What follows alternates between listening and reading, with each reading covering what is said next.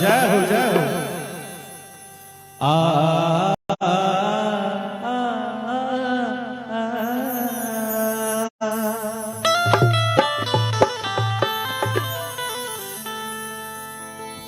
गवना करवला ए हरि जी। सागर भैया गवना करवला ए हरि जी। गवना करवला ए हरि जी। अपने पुरुबा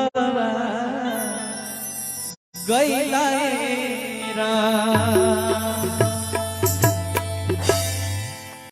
कैसे वो बिरहन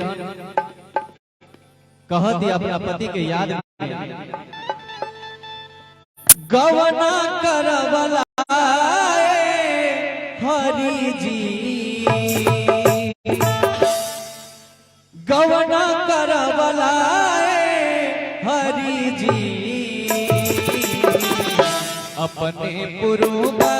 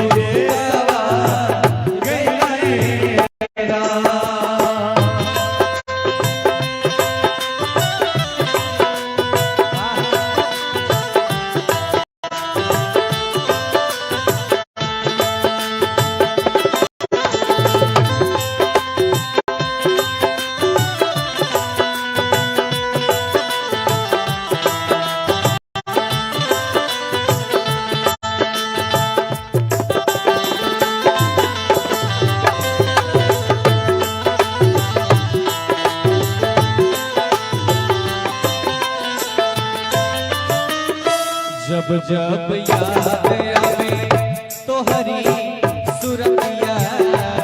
जब जब याद आवे तो हरी सुरतिया। ए राजा जी जब तोहर चेहरा याद आवता तो हम शादी वाला वीडियो देख के उस चेहरा के याद कर लेतानी खूब रोवतानी पांडे बाबा जी। जब जब याद तो हरी सुरतिया। जब जब याद आवे तो हरी सुरतिया। कटला से कटे बिरहा के रतिया। कटला से काटे बिरहा के रतिया। जिया छछा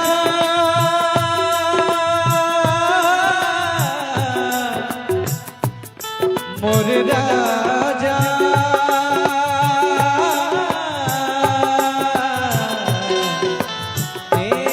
करे जा।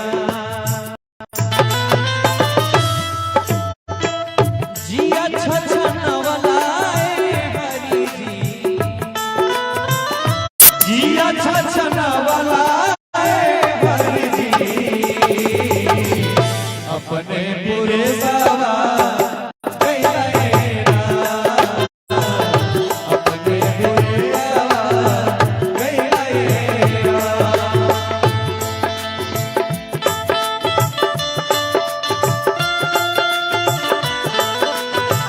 मन करे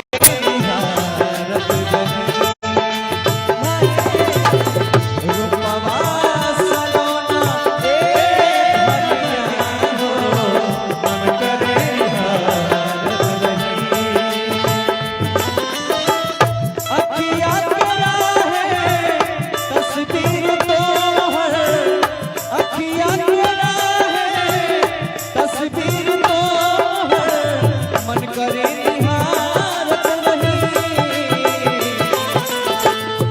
रूपवा सलोना हे धनिया हो मन करे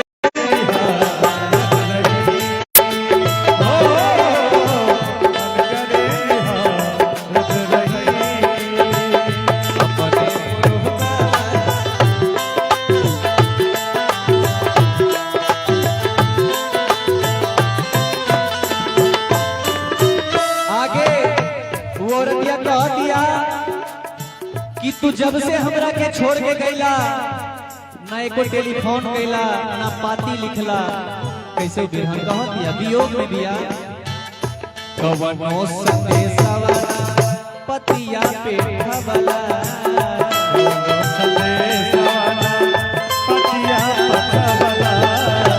मोर बिरहिनिया पे परतर सबला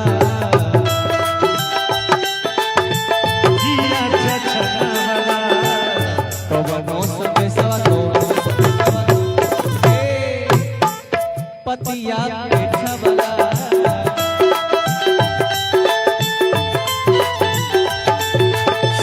मोरबी रहीनिया के बड़ा कर सबला